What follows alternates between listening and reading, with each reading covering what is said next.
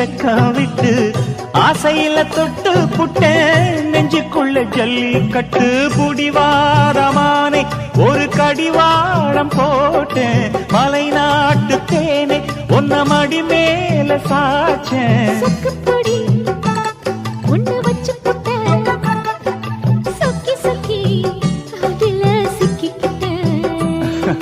கிச்சிலி சம்பா குத்தி எடுத்தே மொச்ச குழம்பும் வச்சு எடுத்தே ஆமாடி அதுக்காகத்தான்